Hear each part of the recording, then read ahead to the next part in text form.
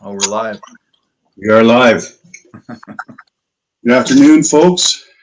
I think Robert is probably going to share this to the ULC, but for everyone else, good afternoon, viewers. We're here today with Mr. Jeremy Puckett of Solo Sabers LLC. Good afternoon. Hey, Clint, how you doing? Good, good. How's your afternoon going? It's pretty slow for a Sunday, but this is when I try to take it slow. Yeah. Every Sunday, yeah. Are you currently in your office where you do your build videos, your instructions? Yep. Yeah.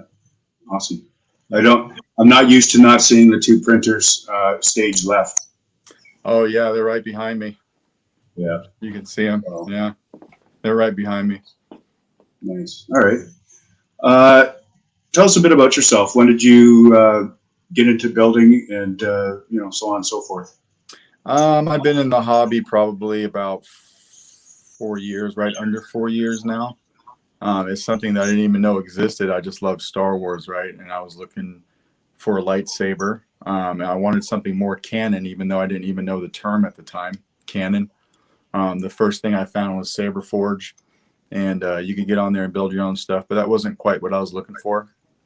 So I found a video on YouTube of this guy who made his own Graphics from stuff from Home Depot. So I made this guy, Nice. and it took me about 2 weeks, and it was very underwhelming when it was done.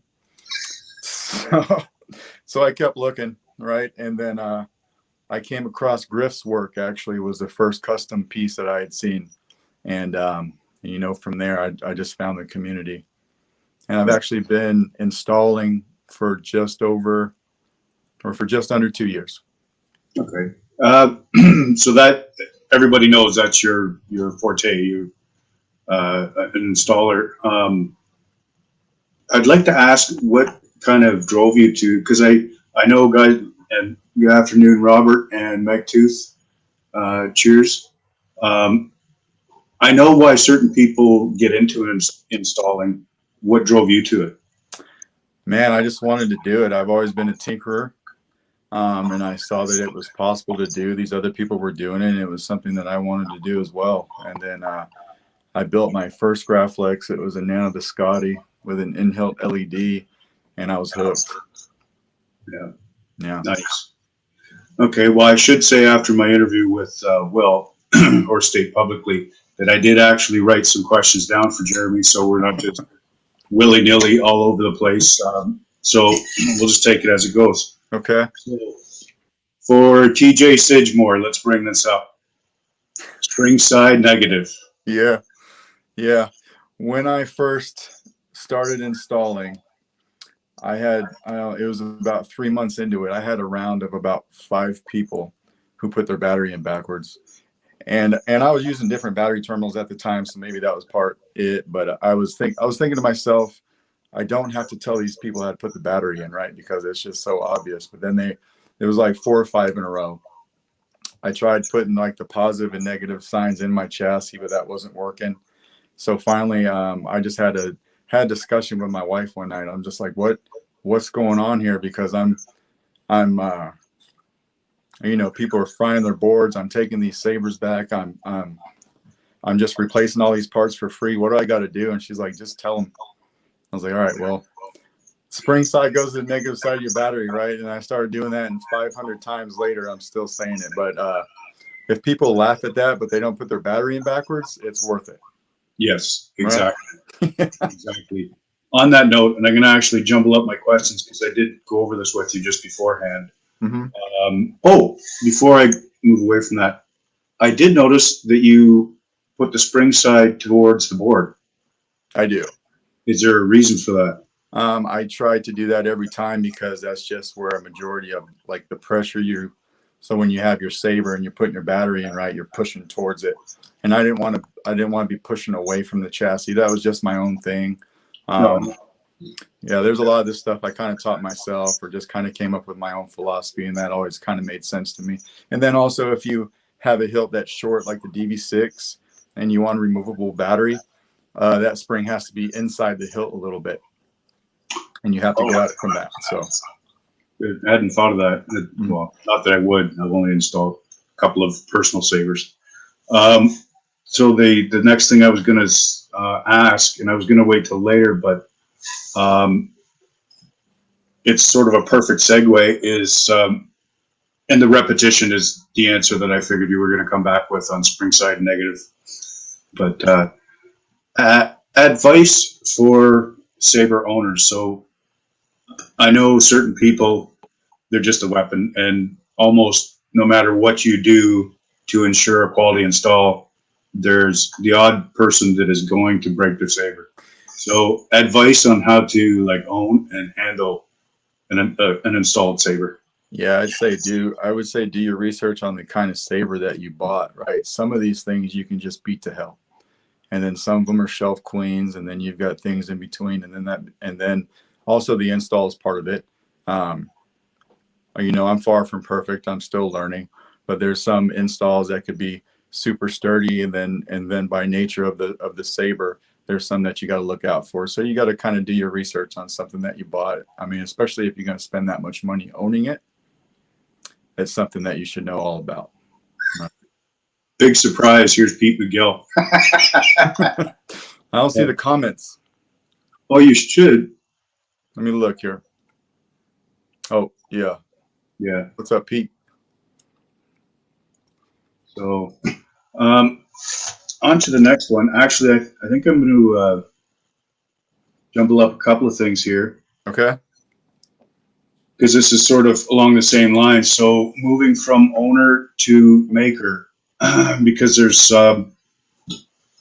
guys like myself that will make custom hilts, don't necessarily install them, but there's certain considerations that go into making a hilt. Like a guy like Dylan, he puts together all those scrap flexes and stuff. And I just watched the video you did on the one he made with a Canon Model Y, I believe, with a TFU2 pommel and the Graflex 2.0 top end. So for people who are sort of more DIY and are going to cobble together lightsabers and so on, if they're not going to perform the install, what is the common sense sort of build aspects that a installer needs to pull off their end of the job? Two things come to mind right away is like some consideration for different wire paths. And then if you're drilling holes in it or something that I couldn't get to like that, to clean up the holes, right? To ream the inside of the hole so it doesn't strip the wire. I think other than that, I mean, or if you're into the handle area, you got to think about what kind of speaker you want, or is it handle long enough, right? Because if it's a 0.99 inch ID, then you're not, and you want to put a CFX in there, you can't stack it on top of the battery. So do you have a long enough handle? And there's, things like that. Yeah. I think it's pretty obvious, but if you're known for doing Profi, is it Profi? It's Profi, right? Profi, yeah. No, someone's going to call me on it. I say it wrong too, I'm sure. Oh, it'll be Jeff Birch, I can guarantee. What is your preferred board, or does it really matter to you? My personal preference is Profi, just because I like to do NeoPixel accents, and I like to just wire them separately. I like to configure them separately. I actually started doing CFX only. I did that for probably 8 or 9 months, and I still think it's a great board, and I still do them from time to time. But Profi is it's a lot thinner and it's a lot smaller in width than CFX, so you can get pretty tight with your cram fu, and then you've got those accents, like I said. So that's just my personal preference, but there's probably just a board for everyone depending on what you want. They're all great boards. Yeah, I don't really dig into the board wars so much. That you posted a chassis a couple days ago, like it was in the palm of your hand. What was that? Was for the Child Saber by Shadow Foil Props. Right. That right here. What's the OD on that? Oh, and I work in inches too. I seem to be the only person in this hobby that likes inches. I do. 1.04 for that guy. Oh, I think Sam did an outstanding job on this chassis for as much as you have to put in it, right? wow. It's an 18650 removable with a Profi and a Bluetooth. I mean, it's just crammed in there, but it Wow. fits. That's awesome. And that's not something you could do with a CFX on this guy, I don't think. Or it'd be very difficult. You should, here I go again, plug in GH3. You should take a look at the GH3. It's got a nice tiny footprint. Not, I have to be careful what I say here because someone will get upset with me. As a consumer, I like it for the configuration on the fly kind of thing, like the ease of use. But now having a Profi Saber in my collection, I've been following up on Jeff Birch just did a couple of videos last night on Profi configuration, setup and configuration, and OS 6 coming out with the like the gesture control, which you've been focusing on in your videos, and the on-the-fly configuration in OS 6 for Profi. Yeah. So I'm kind of fascinated to see where that goes. No, and I think the Golden Harvest is a great board too. I just don't have a whole lot of experience with it. I just did one last week and it was my second one ever. Oh, really? Yeah. And the first one I did was probably over a year ago or so. Yeah. So, I mean, it's a great board and it makes for a nice clean install too, because you do everything on the bottom, right? I mean, it doesn't even look like it's been soldered to. Yeah. Yeah. Now you mentioned about the, since we're on the topic of chassis and removable chassis specifically, one thing I touched on before we got on camera, or on live, let's shame those slide out chassis with the slide spigot chassis. Yeah. So two things I don't care for is a slide chassis and a recharge port, right? And I try to get away from that at all costs. And it might just be my inability to do a slide chassis correctly, but I find that they always fail over time because the wires are stretching and pinching, and then you keep doing that and something breaks eventually, and it's just a mess, right? So when Albert came out with those PCBs, man, I jumped on it right away, and I try to do that whenever I can. And I don't even, I might be speaking out of turn. I think you were sort of one of those people that was the first to start working more and more, like pushing for removable chassis. And the first one, and this is why I say it, the first time that I actually saw it, because I saw the PCBs and I'm thinking, why would you need that PCB? It doesn't make sense with switches and everything. Until I saw your install video, because I have the Solo Sabers Maverick, and we did the removable chassis install for Jamie Maddox, I think it was. And then I had you print up a chassis for mine. Yeah. You know, it's just so clean, man. There's no wires, right? There's no wires. You can take that thing right out, do whatever you want to do. You can set your Saber off to the side and then put it in whenever you want. I just think it's a great product. Yeah. Speak of the devil, there's Albert. What's up, Albert? Cheers. Do you find that working with the removable chassis thing kind of allows you more creativity on how you engineer the install? Yes, it does. I mean,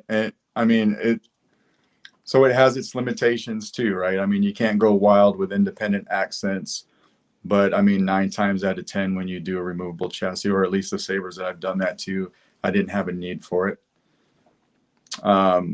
So there's that, but yeah, you can get pretty creative when it comes to that kind of stuff. And then you can keep a removable battery, which is something I'm a huge proponent of. Yeah, absolutely. That is another thing too, because with the that Profi Saber that I have from TJ Wells, it's not removable chassis, obviously, but the fact that if I'm fooling around with it, I can just pull, just not removable chassis, but battery. I can pull it out, swap it out for the one on the charger, and just keep fooling around. Yep. So Yep. that's awesome. You talking about the Mercury? Yes. Yeah. Yeah. Yeah. I just ordered one of those yesterday for myself. Nice. Yep. Nice. Have you installed one yet? Yeah. I've done about 10 of them. Oh. 10 of them for other people, and I got burnt out for a little bit. I always knew I wanted one, but I didn't want to see one for a while, right? So I took a break, and then I ordered myself one yesterday, and I'm pretty excited. Yeah, that's a great help. Speaking of getting burned out, how many, what is it, the SKIG, how many of those are you up to now? I've done 23 of them, and I've got one more coming. I said at 22 I wasn't going to do any more, but then I caved, and I've got one more coming. But yeah, that's all right. Nice. Nice. One of the things that's near and dear to me, and I've had a couple of PMs from mutual friends and stuff, and so I started to kind of look further into your YouTube channel. Mm-hmm. When someone in the community goes above and beyond, because everyone's time is valuable. Mm-hmm. This is a full-time gig for you. You have family and so on and so forth. But one of the things that you do is instructional videos to help people out. And I don't mean like, a 5-minute thing on how to apply, a resist for an etch or something. It'll be like 2 hours long. Oh yeah, it's a continuous recording from start to finish, right? So it's like a mini movie, or it's a full length feature. Yeah. When I first got into this and I started etching, or I was trying to teach myself how to etch, nobody wanted to share any secrets, and that's understandable, right? It's something that's hush hush. So I found Call's video on sabers specifically.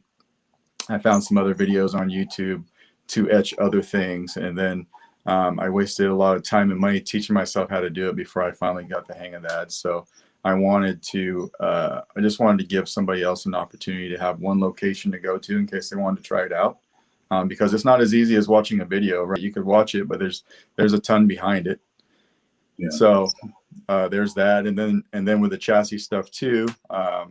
I spent a long time trying to teach myself how to do chassis, and I wanted someone to have a centralized location to, maybe kickstart their chassis designing as well. Yeah. So it's fun for me, and I hope somebody gets something out of it. I haven't watched it yet, but I will. I kind of had to take a break from your longer videos after you did the Romans video instruction. Yeah, that was a long one too. Yeah, it was. It took me I think 4 or 5 sittings to finish that. It was like 2.5 hours long, I think. Mm-hmm. Yeah, that's a hard hill though. There's a lot to it, and it's even longer when you're talking through it because I'm just used to sitting here being quiet and doing my thing, but then to have to try to remember to explain stuff was a bit of a challenge. But I had somebody reach out to me and actually tell me that they had installed one, based on following that video. So that was super cool, man. I'll put it this way. I had just received my Mark 1,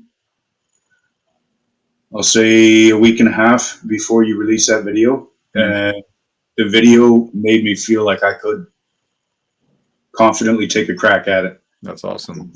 And that's a mark of good explanation and teaching too. Thank you. Yeah, thanks. And stay away from machines, all right? I don't need you start machining stuff and put me out of. I'm slowly watching some YouTube videos trying to teach myself how to do that. It's going to be a while down the road, but it is something that I'd like to do in the future. Don't ever hesitate for whatever I can help you out with, and I'm sure Robert would be the same. Okay, yeah, absolutely. Thanks. Yeah, and so that kind of, this is going too efficiently, Jeremy. That leads me to one of the other talking points that I mentioned, which is, and I want to take a second to single out a couple people, and mad props, shout out, blah, blah, blah. Robert, Phil Guinness, Russell Webb. Oh man, all of a sudden I'm drawing a blank. But point being, for guys like yourself, like there's a lot you can do with the install, and you have your own like level of ingenuity on how to achieve an install. Mhm. But the guys that work together and sort of, you know, hey, I need crystal chamber struts or crystal chamber. Yeah. Deanna Bellucci, she's one of them. But there's sort of a network of people that, hey, I need so and so. I want a fussed pommel made or something like that. There's your go-to. Yep. Yep. And you know, I'm sure you know this, but I'm a member of Smugglers, and so all those guys are great whenever I have a question, right? Or if I need help on something, or if I need a part that I don't do, and those guys do, because we tend to all do a little something different. So that's my main circle, and then I work with Phil Guinness a lot as well.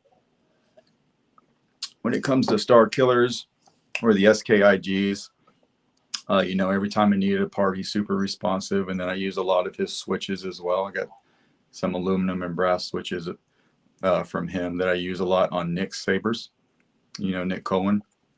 So yeah, I mean, all those guys have been super helpful, and you know, cool people to work with. Yeah. We got Jeff Rode now. Hey, Jeff. I think there was a second part to that. Instructional videos, removable chassis, spring side negative. Okay, so that. Spring side negative. Yeah, we covered that. Oh, we should do another lap on that one. No, let's not. Of all the aspects of building and doing what you do, what is your most, what's the thing you like to do the least? That's the most positive way to ask that question. The least. That's a hard question because I really do have a passion for this. I mean, if I didn't, I probably wouldn't be able to do it as much as I do. I work probably every day in some form or fashion. I think the actual like drilling of switches or having to get inside of a saber and make some cuts and stuff like that, those tend to make me nervous because it's not my specialty, right? It's just not. So I try my best. I do have a drill press. I've got some basic knowledge, but I get real nervous on scratching chrome or not getting something centered. Yeah, that's probably the thing that gets me sometimes. As someone that works with metal, Mm-hmm. that even bothers me, especially when you get to it, you're getting close to the end zone. Mm-hmm. As a matter of fact, I was working on a hilt last night. This is a work in progress build, and putting the fasteners in for the chassis sleeve, and one of the 440 screws that went in,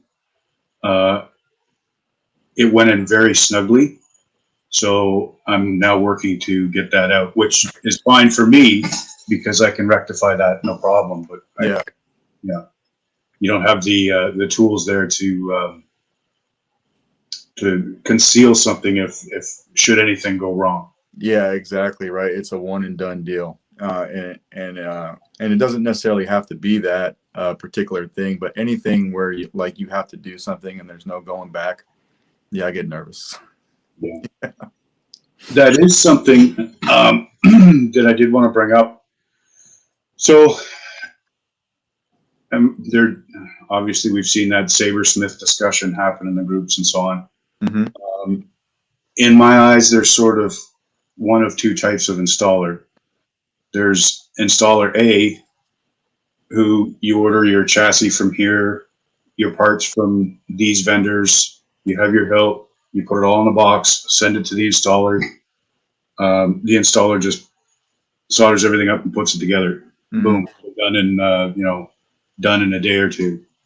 Whereas a guy like yourself, having touched on the custom hilt Mm-hmm. stuff and what provisions that guys like me have to look after, mad props to installer B, which I consider to be a person such as yourself, where you get a custom hilt, especially when you work with guys like Nick, and not every hilt is the same. Like every single install is its own beast to deal with. different. Yeah. And so speak to that, like the experience you have on accomplishing installs on one-off custom hills. There's nothing wrong with installer A, first of all, right? I mean, that's fine. Uh, I wanted to have a better understanding of what I was doing. And so for me, that meant chassis designs. That meant digging into as much as I could that was install related. And it also makes me more efficient, right? Because then I understand the Saber inside and out. I understand how to wire the chassis because I made it, which is something that could be challenging. It's challenging for me when I get other people's chassis, and that's only because I'm used to my own stuff. I did a Star Killer yesterday, and it had a Jimmy's Junk chassis in it, and that chassis was awesome, right? But it's just it's way different from me or for me because I have to get in there and I have to follow somebody else's mindset. So to me, that takes more time, in the long run. I hope that answered your question. I think I may have veered off. No, and matter of fact, no, you answered it perfectly. And I did watch that video, I believe, about an hour and a half ago.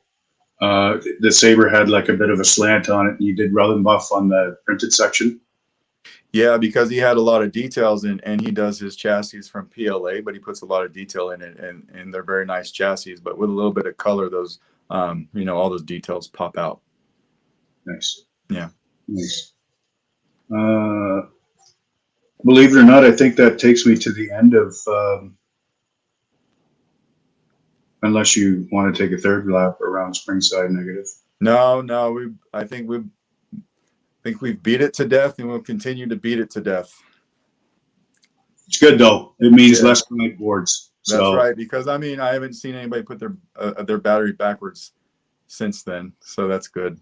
Yeah. Yep. Is there anything that you want to put forward personally towards the community? Really just to thank everyone for accepting me and my work as quickly as they have, because this community was very accepting of me. Sometimes it can be very hard for people to come in. I've seen that. And I'm new. I'm always gonna consider myself new. Especially compared to guys like you or Rob or Albert, stuff like that. These guys have been around for years, right? And everyone's been very accepting, and they've been very supportive. So just thank you, everybody, for that. It's made it really fun. Well, that is sort of the goal, right? Is to have fun. And I think anyone that claims that they've arrived at their destination are lying to themselves. You know what I mean? Yep. Yeah, there's always room to improve. I'm still figuring out a lot of things, learning some things, trying to teach myself. But now I have a pretty strong network of people I can reach out to if I have a question, and that makes things really smooth. Yeah, because it is a small community. Ironically, yes. I mean, there's groups of 20, 30,000 people, but when it comes down to it, there's like community, and then like the core, as I mentioned in my chat with Rob, is, big personalities and, having fun together in the groups. Mm-hmm. So, yeah. And I would also like to say thank you for sharing your adventure, your experience along the way. You know what I mean? Oh yeah, absolutely. In like the tutorial videos and stuff that we mentioned. Yeah, absolutely. This is something I do full time. I don't plan on going anywhere, so I'm, hopefully get better as time progresses, and we'll just keep enjoying each other's work. Yeah. All right. I have to poke fun at you for something, and it's funny because there's only a couple of people that I could kind of see them grind their teeth a little bit while they're giggling. Threading. Yeah. Yeah. I'm not a fan, right? Like I understand it's a necessity, to a certain extent. I'm letting you sweat just a little bit. No, but I do get it. And as a matter of fact, and I was going to message you this, but it's just silly talk. there was a joke in one of the groups, and I immediately thought of the very first saber that I threaded. And I was so excited to figure out the dynamics of boring and threading metal. Yeah. I threaded the pommel and a thin neck center section. So I had to thread the pommel, the grip at two ends, the emitter, and the thin neck area on both sides. And I think I spent, I want to say 13 or 14 hours threading. Wow. I was figuring it out as I went. Yeah. But the the main threaded joint, and this is why I was giggling, because I was so excited to figure it out. I threaded like probably 2¼ to 2½ inches of aluminum. So it takes you like 10 minutes to pull the grip off. So it makes for a very sturdy saber. You know, it just takes forever to demo it when it's all installed. Yeah. So I'll take pictures of that and send it to you, just so you have that nerve when you go to bed tonight. Okay. All right. Standard question that I ask people: where tech in the future, as compared to where it's come from in the last 2 to 3 years? Mm-hmm. So now we've reached smooth swing, NeoPixel. We've touched on removable chassis, which for the dynamics of building is a huge thing. Yeah. Where do you see things, or hope to see things going in the future? That's a little bit difficult because I'm so new. I don't have the history, right? I mean, I did that MB4 when I first started, but Profit was already out and CFX was already out. We had Smooth Swing. The only thing I've been around for was the removable chassis aspect of it. And really, I'm just kind of enjoying where it's at now. I want to see the OS6 for Profit, what that does. I've seen the leaps and bounds that Golden Harvest is doing.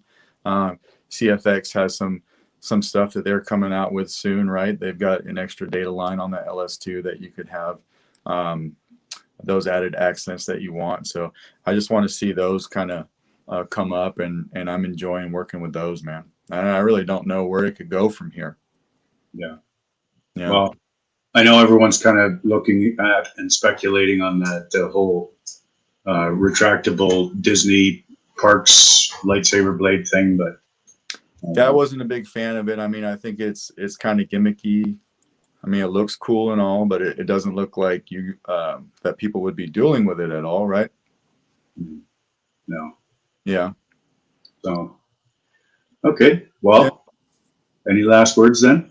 No, just thanks for having me on. Thanks everybody for watching.